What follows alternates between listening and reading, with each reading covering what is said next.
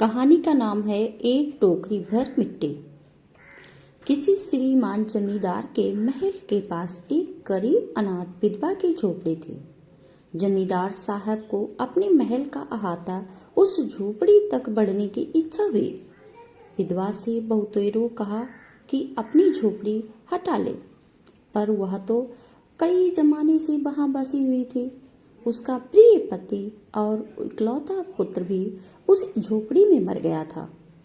पतोह भी एक 5 वर्ष की कन्या को छोड़कर चल बसी। अब यही उसकी पोती और विधवा की एकमात्र आधार था।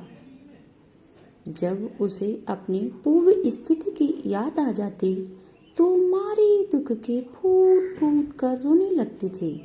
और जब से उसने अपने श्रीमान पड़ोसी की इच्छा का हाल सुना, तब से वह मृत्यु समान हो गई थी। उस झोपड़ी में उसका मन लग गया था कि बिना मरे वहां से वह निकलना नहीं चाहती थी, पर करती भी क्या। श्रीमान के सब प्रयत्न निष्फल हुए।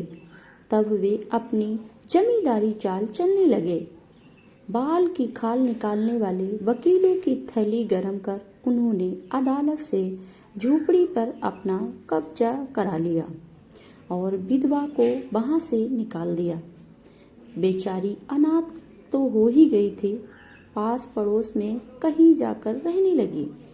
करती भी क्या, क्योंकि मकान तो उसके पास था नहीं, एक झोपड़ी ही थी और वो भी श्रीमान ने हथिया ली थी। एक दिन श्रीमान उस झोपड़ी के पास टहल रहे थे और लोगों को काम बतला रहे थे कि वह विधवा हाथों में एक टोकरी लेकर वहां पहुंची।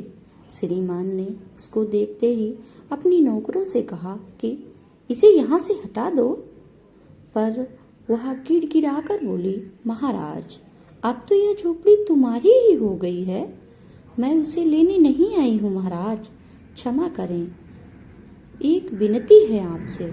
जमींदार साहब ने सिर हिलाने पर उसने कहा, जब से यह झोपड़ी टूटी है, छूट गई है, तब से मेरी पोती ने खाना भी छोड़ दिया है। मैंने बहुत कुछ समझाया पर वह नहीं मानती। यही कहती है कि वह अपने घर चले, वहीं रोटी खाएगी। अब मैंने यह सोचा है कि इस झोपड़ी में एक टोकरी भर मिट्टी लेकर उसी का चूल्हा बना लूंगी और उसी पर रोटी पकाऊंगी। इससे भरोसा है कि वह रोटी खाने लगेगी।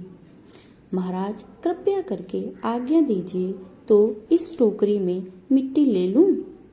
श्रीमान ने आज्ञा दे दी। उसने सोचा, एक टोकरी मिट्टी से क्या अपने पास से क्या जाता है। विधवा झोपड़ी के भीतर गई। वहां जाते ही उसे पुरानी यादें स्मरण हुई और उसकी आंखों से आंसू की धारा बहने लगी। अपने आंतरिक दुख को किसी तरह संभाल कर उसने अपनी टोकरी मिट्टी से भर ली और हाथ से उठा करके बाहर ले आई।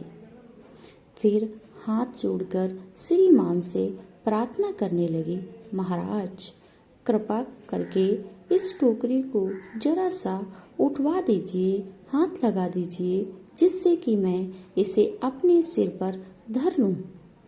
जमींदार साहब पहले तो बहुत नाराज हुए, पर जब वह बार बार हाथ जोड़ने लगी और उनके पैरों पर गिरने लगी तो उसने मन में कुछ दया आ गई। सोचा, कोई नहीं, किसी नौकर से ना कहकर वह स्वयं टोकरी उठवाने लगे।